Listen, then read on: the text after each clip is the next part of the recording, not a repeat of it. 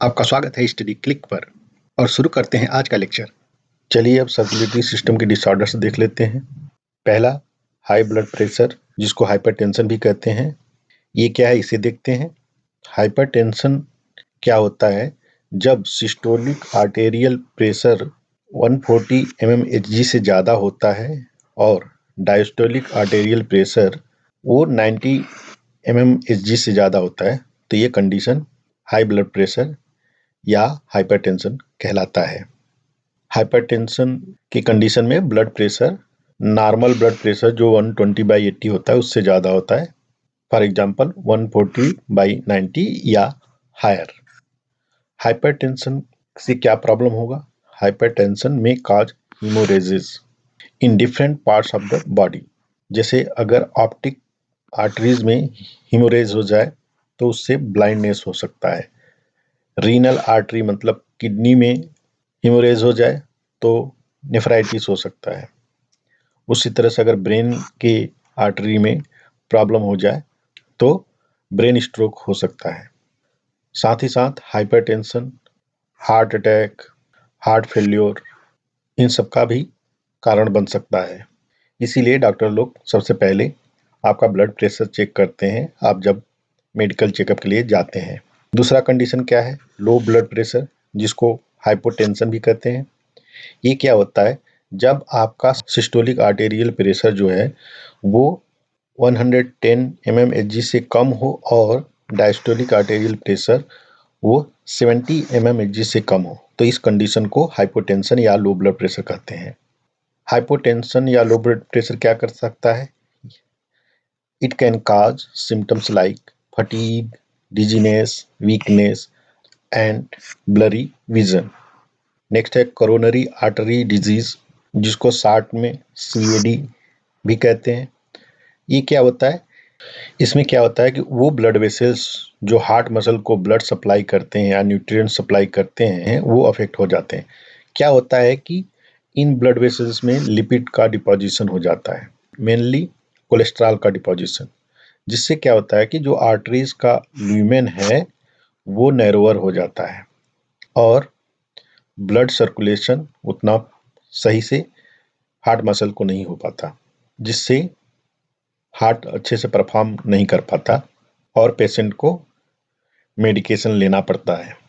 Next condition क्या है? Atherosclerosis. क्या होता है कि इसमें लिपिड्स, मेनली कोलेस्ट्रॉल जो है वो लार्ज और मीडियम आर्टरीज जो होती हैं बॉडी में उनके वॉल्स पे डिपॉजिट हो जाता है और इन आर्टरीज में प्लेक्स का फॉर्मेशन होता है। और ये प्लेक्स कैसे बनता है? ये जो स्मूथ मसल्स होता है इनर वॉल का, इनका जो प्रोलिफरेशन होता है उसी से प्लेक फॉर्म होता है। और प्लेक फॉर्मेशन में platelet derived growth factors major role play करते हैं।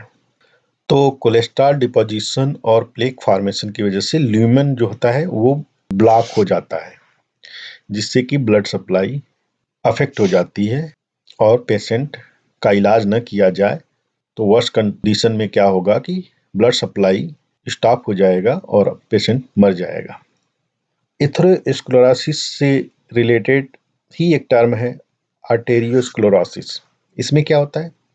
इसमें लिम्ब्स के जो मीडियम और स्मॉल आर्टरीज हैं इनके अंदर कैल्शियम सॉल्ट का और कोलेस्ट्रॉल का डिपोजिशन हो जाता है, जिसकी वजह से ये हार्ड हो जाते हैं।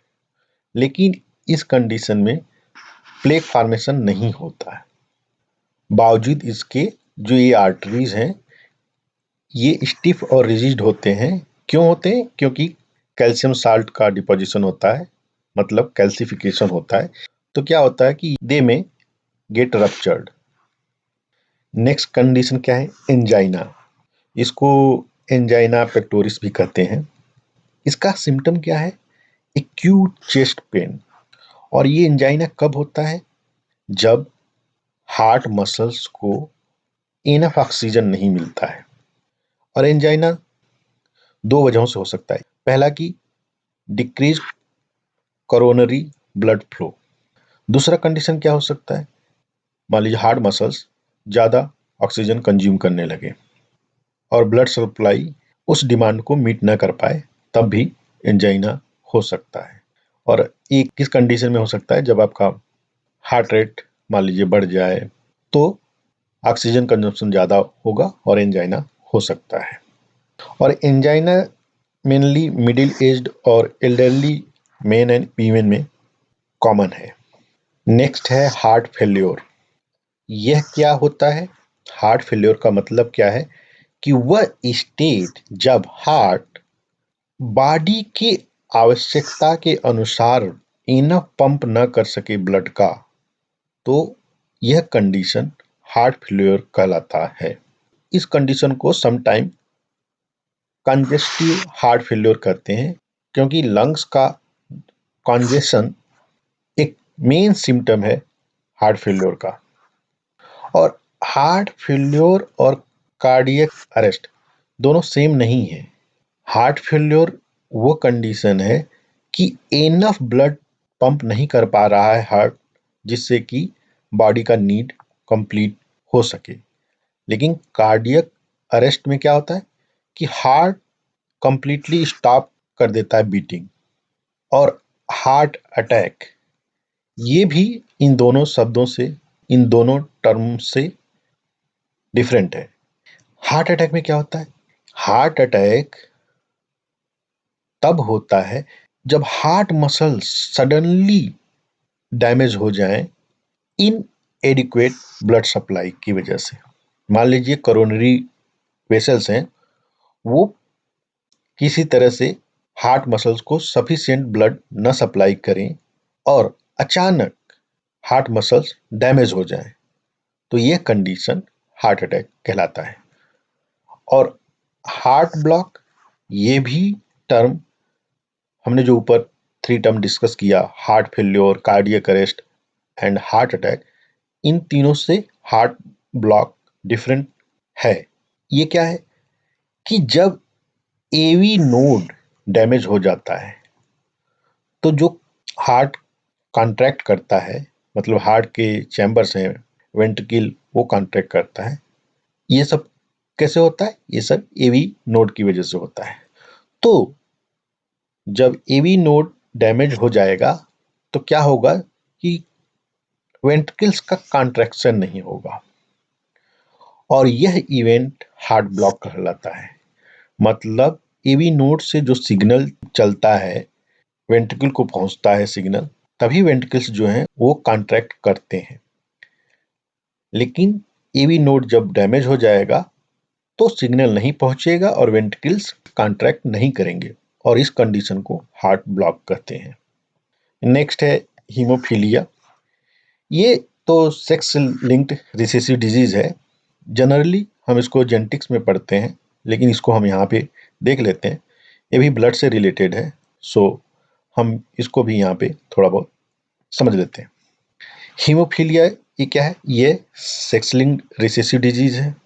इसमें क्या होता है, इसमें सिंगल प्रोटीन जो कि ब्लड के क्लॉटिंग से रिलेटेड है, वो अफेक्ट हो जाता है। ठीक है, क्योंकि ये प्रोटीन जो कि ब्लड क्लॉटिंग के लिए इंपॉर्टेंट है, ये अपना फंक्शन नहीं करता है। तो इसकी वजह से क्या होगा कि जो भी इंडिविजुअल हैं जिनमें ये प्रोटीन अपना काम नहीं करता है, अगर उनमें कोई कट होगा तो नॉन स्टॉप ब्लीडिंग होगा, क्योंकि ब्लड क्लॉटिंग हो नहीं पाती। तो उनके अंदर अगर कोई घाव हो जाए तो ब्लड नॉन स्टॉप ब्लीड करेगा, जिससे कि उनकी डेथ भी हो सकती है अगर प्रॉपर मेडिकेशन या प्रॉपर ट्रीटमेंट न किया जाए। तो सिंपल इसमें सिर्फ 2 पॉइंट याद करिए कि haemophilia sex linked recessive disease है और इसमें ब्लड क्लॉटिंग से रिलेटेड जो प्रोटीन है वो म्यूटेट हो जाता है, वो अपना काम नहीं करता है, जिससे कि ब्लड क्लॉटिंग नहीं होती है। और अगर इंडिविजुअल हीमोफीलिक है तो उसको अगर कोई घाव होगा तो उससे नॉन स्टॉप ब्लीडिंग होगी। और फैमिली पेडिग्री की बात करें तो क्वीन विक्टोरिया की फैमिली में उनके जो डिसेंडेंट्स हैं उनमें कई मेंबर्स को ये डिजीज थी, क्योंकि क्वीन विक्टोरिया इस डिजीज की कैरियर थी। नेक्स्ट डिजीज है सिकल सेल एनीमिया। ये क्या है? ये ऑटोसोम लिंक्ड रिसेसिव ट्रेट है। Haemophilia sex linked recessive disease है और ये ऑटोसोम लिंक्ड रिसेसिव डिजीज है। इसमें क्या होता है कि हीमोग्लोबिन मॉलिक्यूल के बीटा चेन के 6th पोजीशन पर ग्लूटामिक एसिड रिप्लेस हो जाता है वैलिन के द्वारा, और यह म्यूटेशन की वजह से होता है और इस म्यूटेशन को सब्स्टिट्यूशन म्यूटेशन कहते हैं। देखिए ये सब्स्टिट्यूशन कैसा है? ये सिंगल बेस सब्स्टिट्यूशन है। जो कोडान है वो GAG से GUG हो जाता है, और ये जो म्यूटेटेड हीमोग्लोबिन मॉलिक्यूल है ये लो ऑक्सीजन टेंशन के कंडीशन में पॉलीमराइज होता है, जिससे आरबीसी का शेप जो है वो बाइकॉन्केव डिस्क न होके इलांगेटेड सिकिल लाइक स्ट्रक्चर बना लेता है।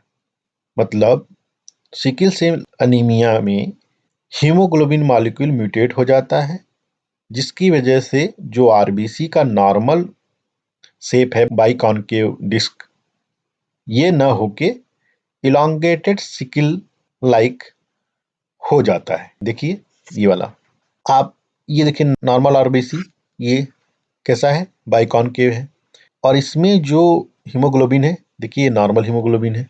लेकिन सिकिल सेल एनीमिया में हीमोग्लोबिन पॉलीमराइज हो गए हैं, जिसकी वजह से आरबीसी का स्ट्रक्चर इलांगेटेड सिकिल लाइक हो गया है।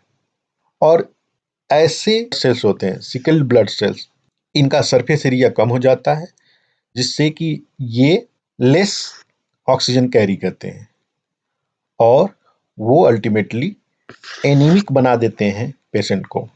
सो सिकल सेल एनीमिया के कंडीशन में patient fatigue, weakness, dizziness, headache, shortness of breath and chest pain ये सब फील करता है। साथ ही साथ due to decrease blood flow to the bones leads to bone pain, मतलब कि बोन को जो कम ब्लड सप्लाई होती है तो बोन पेन पेशेंट फील करता है। और decrease blood flow can lead to organ failure, potentially affecting kidneys, liver and heart. और ये ब्लड फ्लो कम क्यों होता है? देखिए अगर सिकल सेल आरबीसी होंगे तो ये ब्लॉक कर देंगे ब्लड फ्लो को, क्योंकि ये आपस में क्लम्प हो जाएंगे due to their sickle like structure. So blood flow proper नहीं होगा, डिक्रीज हो जाएगा। तो डिक्रीज ब्लड फ्लो की वजह से ऑर्गन फेल्योर हो सकता है, mainly kidneys, liver and heart का। सो एक ये प्रॉब्लम है। और अगर मान लीजिए ये सिकल ब्लड सेल्स आई के ब्लड वेसल्स को अगर डैमेज कर दें तो क्या हो जाएगा कि रेटिना डैमेज हो जाएगा, जिसको रेटिनोपैथी कहते हैं, और वो फाइनली ब्लाइंडनेस के लिए रिस्पॉन्सिबल होगा। क्योंकि आइज के ब्लड वेसल वेरी फ्रेजाइल होते हैं, तो चांसेस है कि सिकल सेल ब्लड सेल्स वो इनको डैमेज कर सकें, जिससे कि अल्टीमेटली पेशेंट ब्लाइंड भी हो सकता है। नेक्स्ट डिसऑर्डर है अरिदमिया। जैसे कि मैंने पिछले लेक्चर में बताया है कि हार्ट एक रिदम में फंक्शन करता है। हार्ट के जो चैम्बर्स होते हैं एट्रिया एंड वेंट्रिकल्स, वो रिदमिकली बीट करते हैं, और ये सब एसए नोड से रेगुलेट होता है बाई पेसमेकर सेल्स। और ये हार्ट का रिदमिक फंक्शन जो है बहुत ही रेगुलर होता है। लेकिन जब ये हार्ट का रिदम इरेगुलर हो जाता है, या तो टू फास्ट हो जाए जिसको टैकीकार्डिया कहते हैं, या टू स्लो हो जाए जिसको ब्रेडिकार्डिया कहते हैं। मैंने इसके बारे में पिछले लेक्चर्स में बताया है, आप जाके वहां पे देख लीजिएगा।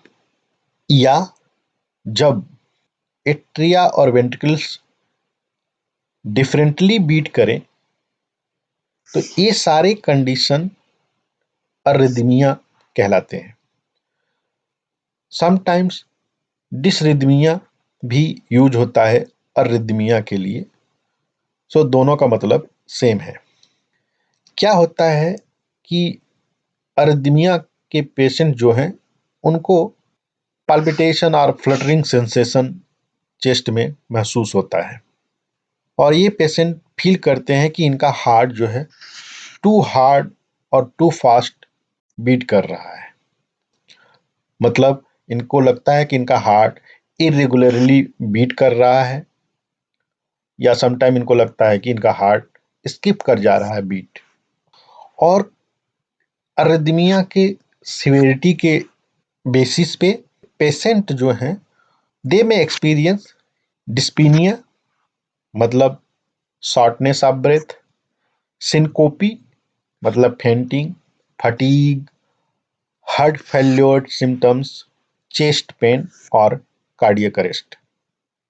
और अरिदमिया का फ्रीक्वेंट काज कोरोनरी आर्टरी डिजीज है, क्योंकि जो सीएडी है ये मायोकार्डियल इस्कीमिया और इन्फाक्शन काज करता है।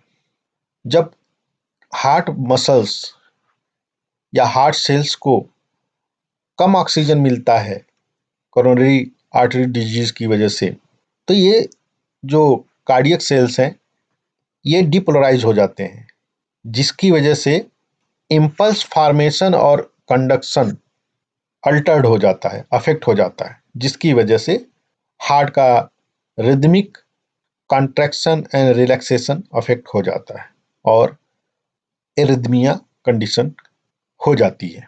लाइक, शेयर और सब्सक्राइब करें स्टडी क्लिक को। थैंक यू, धन्यवाद, जय हिंद।